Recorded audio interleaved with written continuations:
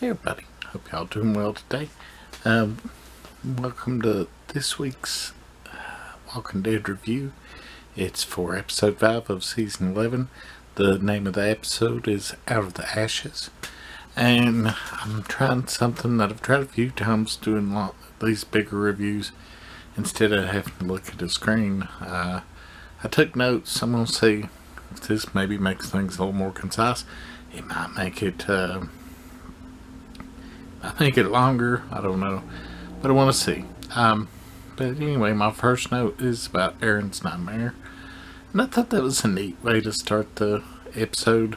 He has done a lot of things out of his comfort zone, and he cares about Gracie, and that's his world at the moment. So yeah, and then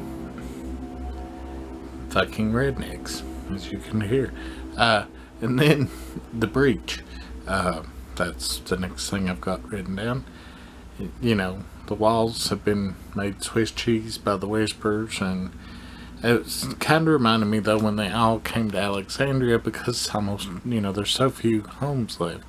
They're all in a few homes together. Jerry kind of tiptoeing over people. I thought that was a fun little touch. The Commonwealth video, that was very fun and interesting.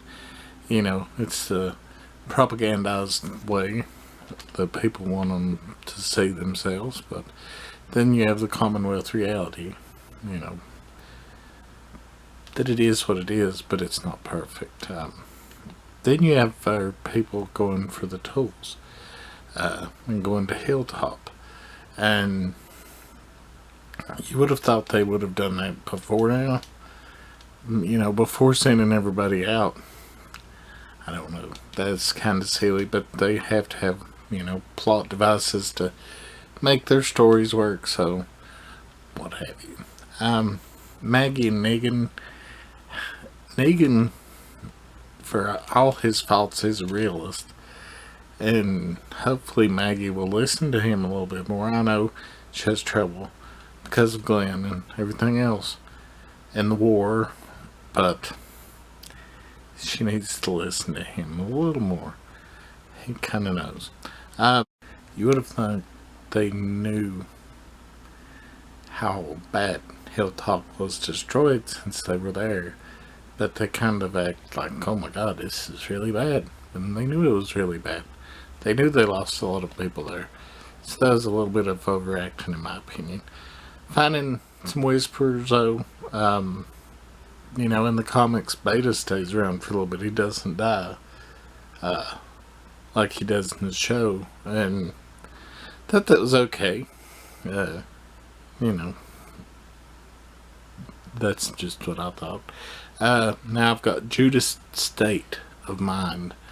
I don't know how all these little punk kids survive the apocalypse.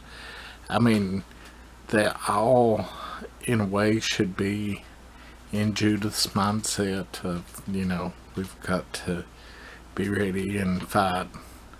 But no, they want to fuck around. And I know kids will be kids. But especially when, everything's attacking you, why aren't you helping? Or you could just become walker food. I don't know. But yes, she is a little hyper emotional, and they played through that. Ice Cream and the real Stephanie. The black gal that he sees, I'm pretty sure that has to be Stephanie. I don't know how they're going to make this work and have him find out that it's Stephanie, but that's what I think. And that's who I think it is.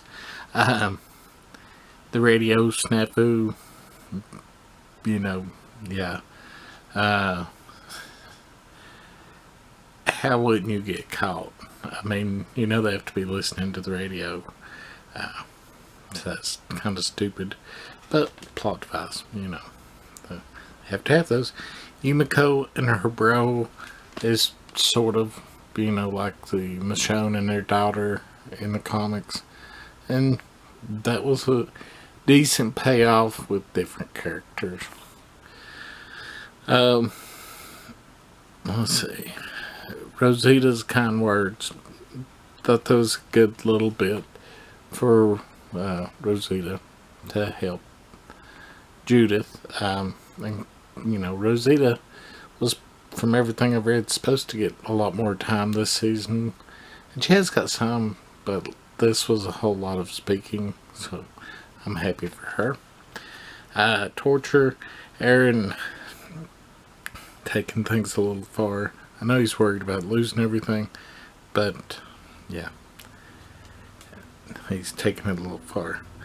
I've got two things here, but I think I've already kind of covered them, because the radio snafus, them all trying to be sneaky. It's hard to be sneaky when everybody's watching you. The brother-sister catch-up, I've already talked about that one. Yumiko and her brother. Mercer and Princess, at least from Talking Dead, it seems like they're going to maybe even be an item, so that was fun. Big E over the radio, yeah, I wish it got to tell them more, but that means they're probably going to go back to Alexandria, so I bet though that won't be until the end of this part of the season, or maybe even the beginning of the second part. I don't know. My note here's Negan being real, but that's right around the end of the episode, and I already talked about that earlier. Kicked out, when they get caught on the radio and they're going to kick them out, and then they don't get kicked out. You kind of have to know, because Yumiko, but, and then I've got lastly Connie, because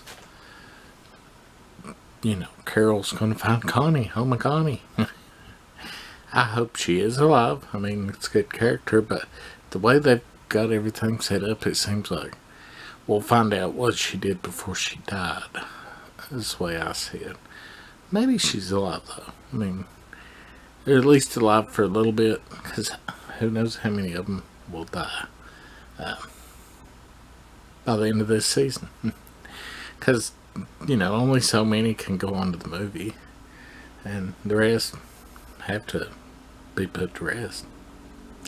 Anyways, we'll see you all. Let's see.